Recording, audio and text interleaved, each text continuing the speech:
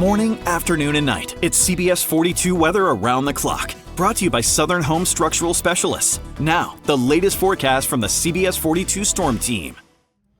And good Sunday evening. I'm Storm Team Meteorologist Jacob Woods. A good holiday weekend so far, weather-wise, cooperating with us, but temperatures are going to be still on the warm side going into our holiday Monday as well. This evening, temperatures only falling through the 80s into the upper 70s. A very small threat for a quick shower or downpour, but most of this avoiding the Birmingham metro and our major area lakes. That is the good news. We're going to be drying things out tonight. If you do see any of those evening showers and storms, expect those to be dissipating shortly after sundown.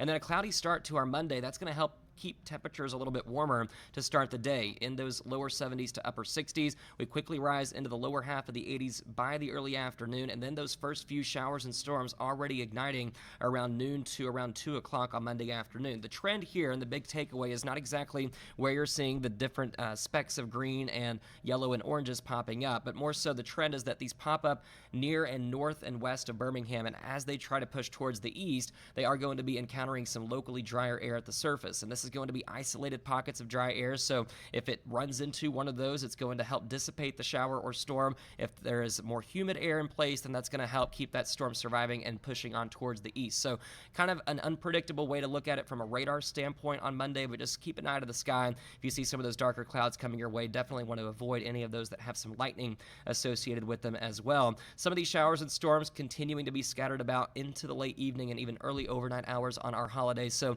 definitely if you have some outdoor plans, just want to keep an eye to the sky and keep an eye to the radar. The rain chance around 60% there, peaking in the late afternoon, early evening, down to 30% chance for just a few hit and miss storms on Tuesday, and maybe a bit better coverage for this on Wednesday, but again, confining it to the afternoon evening time frame as temperatures stay in the lower to middle 80s all the way into the end of this week. We've got two fronts coming through, cold fronts, one on Thursday, another one on Friday. That second one will actually usher in some lower humidity for us and won't really change the temperatures a whole lot, still staying in the upper half of the 80s, but shy of our average of 89 for this time of the year. We will notice some slightly cooler mornings, especially Friday, Saturday, and Sunday mornings, and going into the very early part of next week as well, before some warmer and more humid weather arrives by the middle of next week.